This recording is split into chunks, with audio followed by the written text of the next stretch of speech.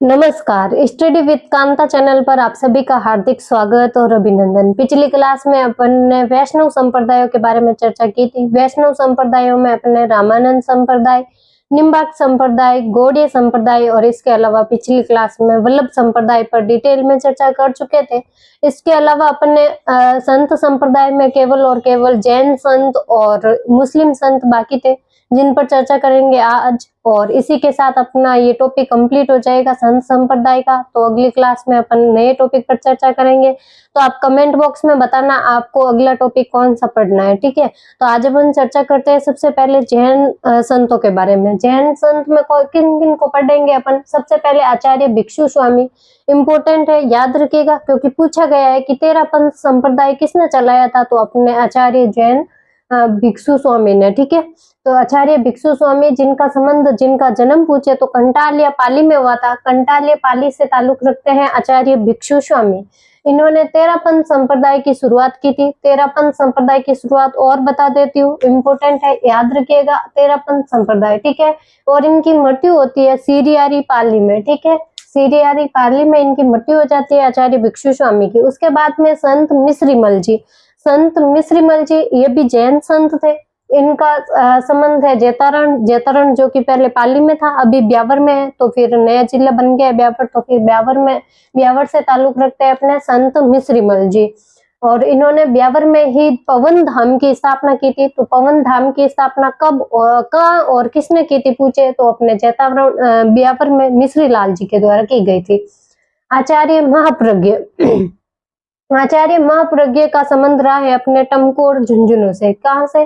टमकोर झुंझुनू से इनका ताल्लुक रहता है। और तेरापंथ शाखा के ये 10वें आचार्य थे, जबकि तेरापंथ संप्रदाय की शुरुआत तो आचार्य भिक्षु स्वामी करे। इसी तेरापंथ संप्रदाय के 10वें आचार्य के रूप में, तेरापंथ शाखा के 10वें आचार्य के रूप में रहे थे आचार्य महाप्रज्ञ, ठीक है।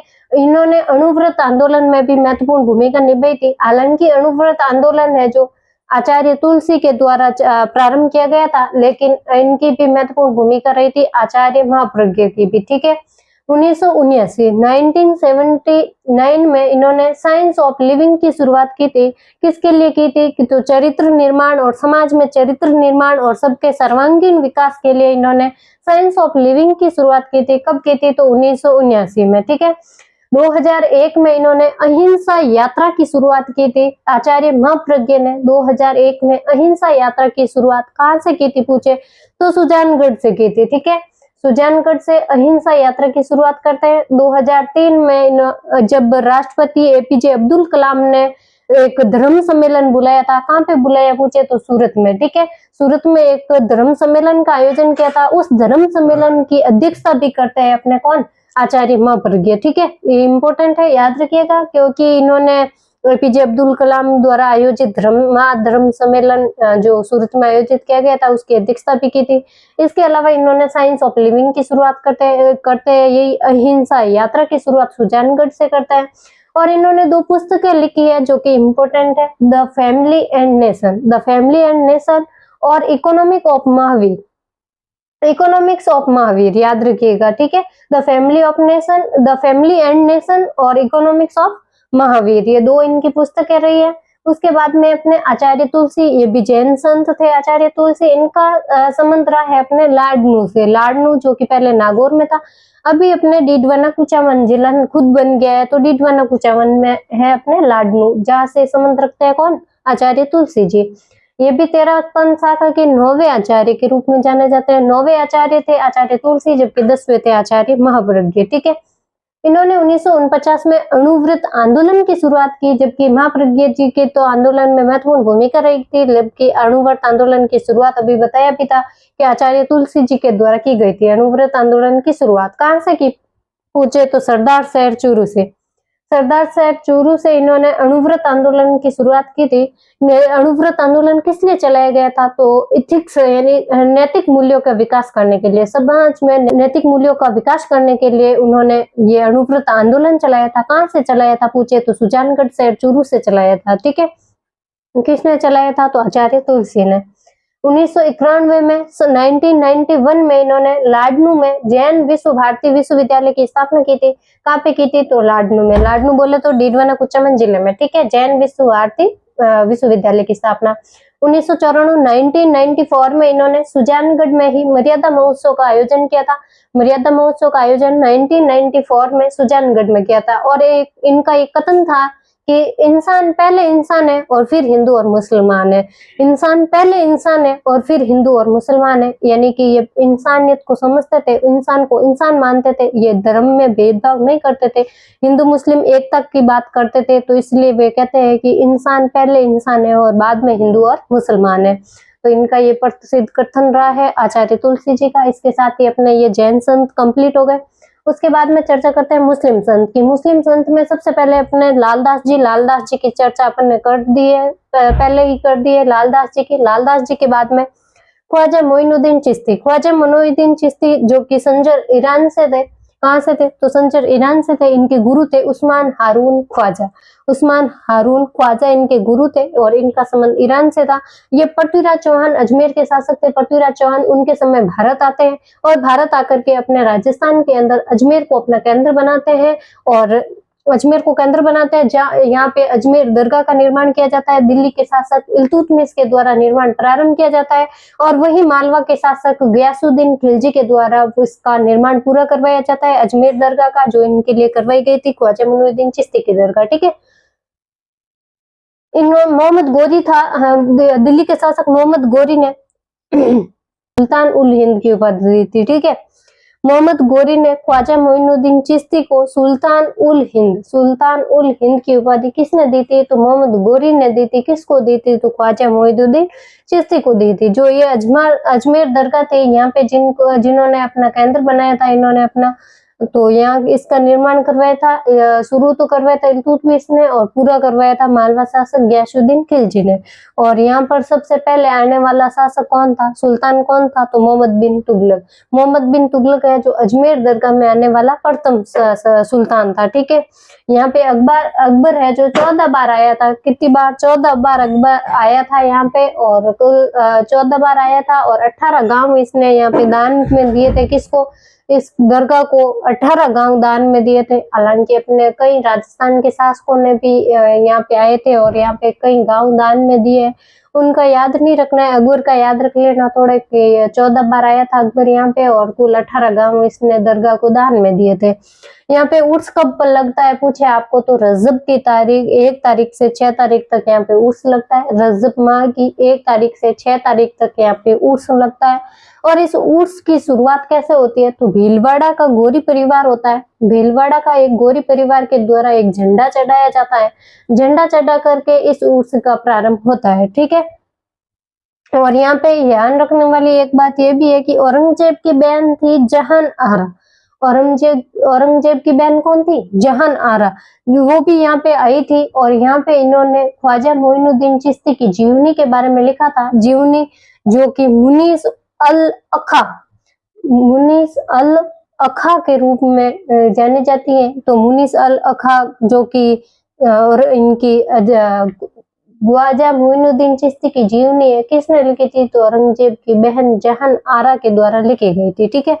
उसके बाद में मुस्लिम संतों में नरहड़ पीर जिन्हें हजरत शक्कर बाबा के नाम से जानते हैं अपन, हजरत शक्कर बाबा नरहड़ पीर, जिन्होंने अपना मुख्य केंद्र बनाया था नरहड़ जो कि झुंझुनू में है।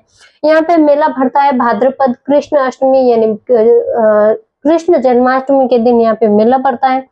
इन्हें बांगड़ का धनी कहते हैं। वागड़ का धनी नहीं, बांगड़ का धनी याद रखिएगा, क्योंकि वागड़ तो अपने दक्षिण में डूंगरपुर और बांसवाड़ा में, तो वागड़ का धनी किसको कहते हैं? तो आप कमेंट बॉक्स में बताइएगा, मैं बता चुकी हूँ पहले ही। ठीक है। ये है बांगड़ के धनी नरहड़ के पीर। ठीक है। हजरत शक्कर बाबा के नाम से जानते हैं। इनके एक शिष्य हुआ करते थे सलीम चिश्ती इन्हीं के शिष्य थे हजरत शक्कर बाबा के। ठीक है। और उसके बाद में शेख हमीदुद्दीन नागौरी है जो इनके गुरु थे ख्वाजा मोइनुद्दीन चिश्ती। ये ख्वाजा मोइनुद्दीन चिश्ती के शिष्य थे शेख हमीदुद्दीन नागौरी। ठीक है। और ख्वाजा मोइनुद्दीन चिश्ती ने इनको सुल्तान उत तारकिन की उपाधि दी थी। किसको? तो शेख हमीदुद्दीन नागौरी को सुल्तान उत तारकिन की उपाधि दी थी। और इनका संबंध रहा था, शेख हमीदुद्दीन नागौरी का संबंध रहा था सुवाल गांव नागौर से। और यहाँ पे ये खेती करते थे, सुवाल गांव नागौर में ये खेती करते थे और पूर्णतः ये शाकाहारी संत थे, ये मांस नहीं खाते थे, पूर्णतः शाकाहारी संत थे। और इन्होंने जब इल्तुतमिश के द्वारा उपहार भेजा गया तो इन्होंने स्वीकार नहीं किया था। किनने? शेख हमीमुद्दीन नागौरी ने। जब इल्तुतमिश ने इनको उपहार दिया था तो इन्होंने स्वीकार नहीं किया और इल्तुतमिश ने इनके सम्मान में नागौर में बुलंद दरवाजे बनाए, जिसे अतार्किन का दरवाजा कहते हैं। किसने बनाया? इल्तुतमिश ने। किसके लिए, किसके सम्मान में बनाया? तो हमीमुद्दीन नागौरी के सम्मान में बनाया था। बुलंद दरवाजा नागौर में बनाया था और जिसे अतार्किन दरवाजा भी कहते हैं। ठीक है। और इनके एक पोते थे शेख फरीदुद्दीन। ठीक है, शेख फरीदुद्दीन इन्हीं के पोते थे। किसके? शेख हमीमुद्दीन नागौरी के। उसके बाद में है अपने काजी हमीमुद्दीन नागौरी। काजी हमीदुद्दीन नागौरी, ये कहा जाता है कि अबुल फजल कहता है कि ये नागौर के 3 वर्ष तक काजी रहे थे। काजी बोले तो जज रहे थे। ठीक है, न्यायाधीश। नागौर के 3 वर्ष तक काजी रहे थे अबुल फजल के अनुसार। और ये फिर बगदाद चले जाते हैं और बगदाद में ये शेख शिहाबुद्दीन सुहरावर्दी थे जो उनको गुरु बनाते हैं। कौन? काजी हमीमुद्दीन नागौरी। बगदाद जाकर के किसको गुरु बनाते हैं? तो शेख शिहाबुद्दीन सुहरावर्दी को बनाते हैं। ठीक है। और नागौर को सुहरावर्दी संप्रदाय का प्रमुख केंद्र बनाया था। किन्होंने? काजी हमीमुद्दीन नागौरी ने। इन्होंने सुहरावर्दी संप्रदाय को अपना प्रमुख केंद्र बनाया था, नागौर में इसका केंद्र बनाया था और फिर दिल्ली चले गए और वहीं पे इनकी मजार है। इनकी मजार कहाँ पे है पूछे तो दिल्ली में, काजी हमीमुद्दीन नागौरी की। उसके बाद में सैयद फखरुद्दीन। सैयद फखरुद्दीन इंपोर्टेंट है, याद रखिएगा। इन्होंने अपना केंद्र बनाया था गलियाकोट में। गलियाकोट कहाँ पे है पूछे तो गलियाकोट है अपने डूंगरपुर में। ठीक है, जो कि अपने दाऊदी बोहरा संप्रदाय का भी प्रमुख केंद्र रहा है। कौन? गलियाकोट। ठीक है। और गलियाकोट में उर्स कब बढ़ता है तो मुहर्रम की 27 तारीख को। मुहर्रम की 27 तारीख को गलियाकोट में उर्स बढ़ता है। तो अपन ने चर्चा कर ली है आज जैन संत और मुस्लिम संतों के बारे में। और इसी के साथ में अपना ये टॉपिक कंप्लीट होता है। काफी लंबी जर्नी थी, कुल 11 पार्ट आए जिनमें लगभग अपने 2 घंटे हो गए होंगे। 2 घंटों में ये टॉपिक कंप्लीट हुआ है, लेकिन एक भी कंटेंट, एक भी लाइन इधर से उधर नहीं की गई है। आपको पूरा कंटेंट उपलब्ध करवाया है। तो आप क्लास को लाइक करिएगा, अगर आपको पसंद आई है तो कमेंट करिएगा और अपने दोस्तों के साथ शेयर कीजिएगा। आशा करूंगी कि इससे बाहर शायद नहीं जाएगा आपके टॉपिक। और इस टॉपिक को कंप्लीट मैंने 2 घंटों में लगभग 10-10, 12-12 मिनट की क्लासें कर करके कंप्लीट 2 घंटे लगभग हो गए होंगे।